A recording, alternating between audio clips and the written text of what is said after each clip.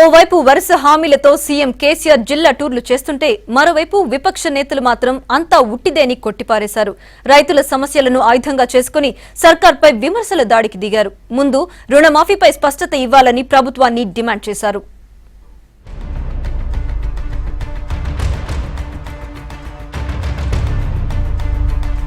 ఇన్నాళ్లు ప్రభుత్వ తీరును విమర్శించడంపై కాస్త సంయమనం పాటించిన విపక్షాలు జోరు పెంచుతున్నాయి. కరెంటు కోతలు, రైతు సమస్యలు, రుణమాఫీ ఇబ్బందులే ఆయుధాలుగా విమర్శల వర్షం కురిపిస్తున్నాయి. హామీల మాటలు చెప్పటం కాదు, అమల్లో చేసి చూపాలంటూ సవాల్ విసురుతున్నాయి. ముఖ్యంగా మెదక్ జిల్లాలో రైతులపై లాఠీ చార్జును తీవ్రంగా ఆక్షేపిస్తున్నాయి. ఇలాంటి సమస్యలు పరిష్కరించకుండా ప్రతిపక్షాలపై ప్రభుత్వం ఎదురుదాడికి దిగుతోందంటూ కాంగ్రెస్ నేతలు విమర్శించారు. స్వచ్ఛందంగా రైతులే ధారణ చేస్తుంటే సమస్యను పరిష్కారం చేయాల్సిన బాధ్యత ఉన్న గౌరవనీయ ముఖ్యమంత్రి గారు ప్రతిపక్షాల మీద రాద్ధాంతం చేస్తున్నారని భాషా పదాలు దురదృష్టకరం.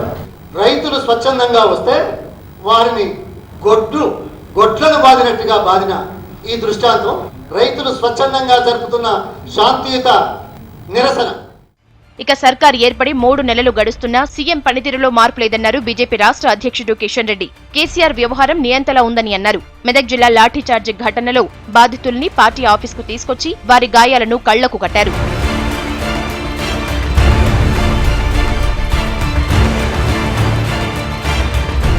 రాజకీయాలకు అతీతంగా అన్ని విద్యార్థి సంఘాలు కలిసి ఈరోజు మాకు న్యాయం చేయండి అని ఆందోళన చేస్తూ ఉంటే వాళ్ళ మీద ఏ రకంగా దౌర్జన్యాలు చేస్తున్నారో, అక్రమ కేసులు పెడుతున్నారో స్వయంగా మనం చూస్తున్నాం. నోరు లేనటువంటి అమాయకులైనటువంటి పేద రైతుల మీద ఈ రకంగా ప్రభుత్వం దాడి చేయడం ఏదైతున్నదో భారతీయ జనతా పార్టీ తీవ్రంగా ఖండిస్తున్నది. సీఎం ప్రకటనలు ఆచరణకు ఆమడ దూరంలో ఉన్నాయంటూ విమర్శించారు వామపక్ష పార్టీల నేతలు. ముందు రైతు రుణాల మాఫీపై గందరగోళాన్ని తొలగించాలని డిమాండ్ చేశారు.